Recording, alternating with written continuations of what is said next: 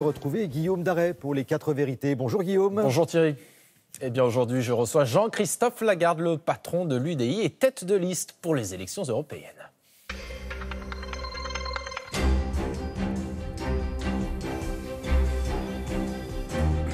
Bonjour à tous, bonjour Jean-Christophe Lagarde. Bonjour Monsieur Darey. Alors on l'a appris hier dans la soirée, toutes les gardes à vue après ce qui s'est passé le 1er mai à l'hôpital de la Pitié-Salpêtrière ont été levées. La version du ministre de l'Intérieur qui avait parlé d'une attaque semble sérieusement mise à mal. Oui, manifestement, il y a eu un emballement du côté du gouvernement quand il a parlé d'attaque. Les informations qu'on découvre au fur et à mesure montrent qu'il y a eu une panique, à tout le moins. Néanmoins, il y a des images qui me gênent, celles qui montrent des gens qui attaquent une grille d'hôpital. Un hôpital, c'est un lieu sacré, on ne doit pas y pénétrer, sauf quand on est réellement en situation de détresse, qu'on a besoin de se faire soigner. Après, pour le reste, je pense que le gouvernement a exagéré, largement exagéré. Pour vous, c'est un emballement, c'est pas un mensonge? Je préfère l'espérer, parce que si c'est un mensonge, c'est assez lamentable. Est-ce que vous êtes favorable à la création d'une commission d'enquête, comme le demande par exemple Yannick Jadot, commission d'enquête parlementaire, pour faire la lumière sur ce qui s'est passé le 1er mai à la Pitié-Salpêtrière? Franchement, je ne pense pas que la gravité de ce qui s'y est passé mérite une commission d'enquête parlementaire. Il y a des choses qui mériteraient bien plus d'enquête. C'est-à-dire que vous n'appelez pas non plus à la démission du ministre de l'Intérieur, comme le font certains? On est en campagne électorale, donc tout le monde raconte n'importe quoi, comme d'habitude. Moi, je préfère ne pas faire ça. Alors, dans les Échos ce matin, le ministre de l'économie, Bruno Le Maire, détaille un petit peu les pistes pour faire des économies pour financer les 5 milliards d'euros de baisse de l'impôt sur le revenu promis par Emmanuel Macron. Alors, il dit que ça passe par 3 pistes. Réduction des niches fiscales aux entreprises, baisse de la dépense publique et augmentation du temps travaillé. Est-ce que vous êtes convaincu par ces pistes? Absolument pas. Ce qui est une bonne chose, c'est le ciblage de la baisse. Ce sont les premières tranches de l'impôt sur le revenu qui vont en bénéficier. C'est les Français qui en ont le plus besoin. Très bien. Mais après, le reste, c'est une vaste opération d'enfumage. Parce que pourquoi nous expliquer, par exemple, qu'on va travailler plus longtemps pour les retraites et que ça permettra de faire des économies à l'État, c'est juste faux, parce que c'est pour les caisses de retraite, c'est pas pour les caisses de l'État. Donc si vous baissez de 5 milliards dans les caisses de l'État et que vous remplissez une autre caisse, il manque toujours 5 milliards dans les caisses de l'État. Par exemple, quand il explique que... le Premier ministre dit que c'est les entreprises qui vont principalement faire l'effort et que le ministre de l'économie dit non, finalement, il n'y a pas de hausse sur les entreprises, juste des niches fiscales, etc. Bref, en fait, ils ne savent pas comment ils vont financer. Et je vais vous dire, ma grande crainte, c'est que ça va se terminer comme d'habitude par le déficit, c'est-à-dire par l'impôt de demain. Ce qu'on fait payer à nos enfants parce qu'on n'a pas le courage de les payer nous-mêmes. Pour vous, il faudrait la financer comment, cette baisse d'impôt sur le revenu? Par des baisses effectives de dépenses de l'État. Mais ça nécessite que des missions que l'État fait aujourd'hui, il les abandonne. Le président de la République a dit diminuer le nombre des effectifs de l'État dans l'État central, c'est-à-dire dans l'État paperasse. Pour l'instant, c'est pas ce qui se dessine. Là, on est en train de nous sortir des pistes qui n'en sont pas.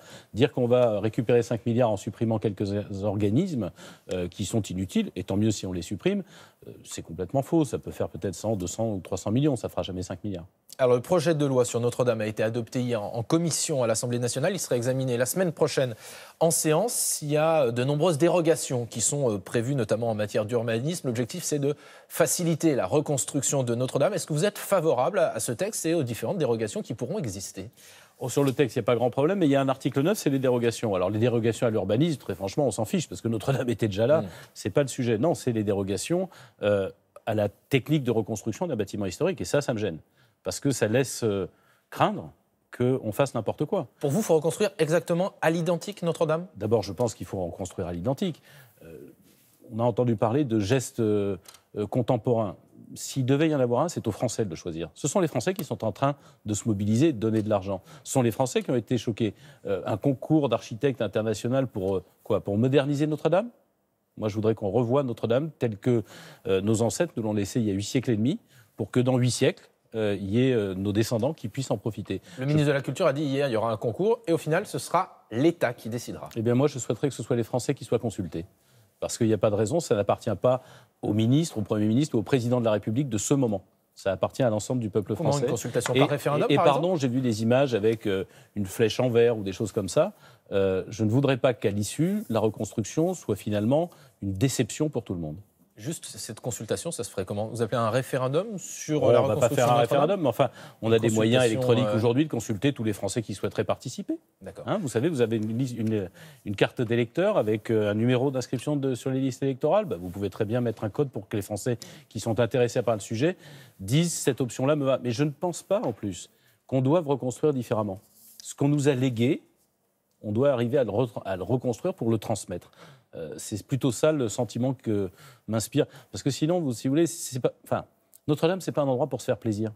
Ce n'est pas un objet où on va faire un concours ou un book d'architecture. C'est Notre-Dame de Paris. Alors, je le disais, vous êtes la tête de liste de l'UDI pour les élections européennes qui auront lieu désormais dans tout juste un peu plus de 3 semaines. Vous êtes pour l'instant crédité d'environ 2% d'intention de vote. Pourquoi voter pour l'UDI pour ces élections européennes? D'abord, on était à 1,5, on est aujourd'hui à 3 ou 4. Je vous le ferai remarquer puisque vous ne parlez que de 2%. Deuxièmement, c'est très simple. Moi, je ne suis pas en train de faire un concours de pronostics. Je suis en train de livrer un combat politique.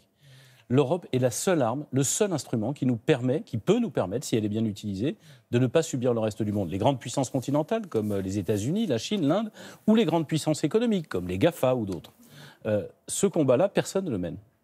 Et nous le menons pour expliquer aux Français, si on ne se réveille pas, si on ne construit pas notre propre puissance, nous allons subir celle des autres. Et on le voit d'ailleurs avec les Britanniques.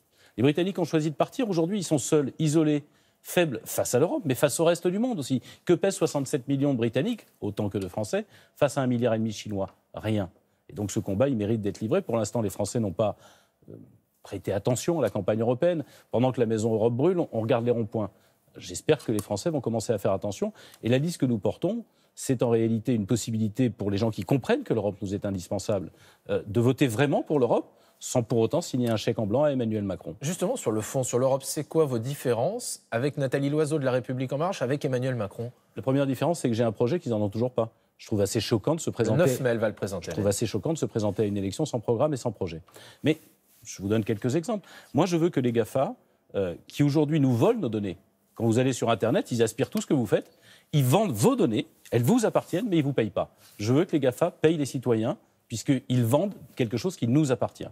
Deuxième chose, je ne veux plus de contribution nationale, c'est-à-dire l'argent que les États donnent chaque année à l'Europe. Pourquoi ? Parce que ça crée de l'irresponsabilité et de l'égoïsme national. Chacun de ceux qui donnent veulent retrouver autant. Vous ne pouvez du coup pas avoir de grandes politiques pour l'indépendance et la transition énergétique, pour protéger nos frontières ensemble, comme on en a besoin, pour avoir une stratégie industrielle qui ne nous rende pas dépendants des technologies qui sont désormais plus entre les mains des Chinois, des Indiens et des Américains que dans les nôtres, pour avoir une politique agricole commune ambitieuse qui permette à la fois de mieux respecter l'environnement, mais d'améliorer notre santé à travers les aliments. La fin des contributions nationales, c'est-à-dire faire payer l'Europe par l'extérieur, à travers une taxe sur les transactions financières, sur le carbone à nos frontières, c'est retourner aux origines de l'Europe, quand en réalité elle était financée par ce qu'on appelait des contributions extérieures, et c'est se donner les moyens d'avoir de vraies politiques européennes. Merci beaucoup Jean-Christophe Lagarde.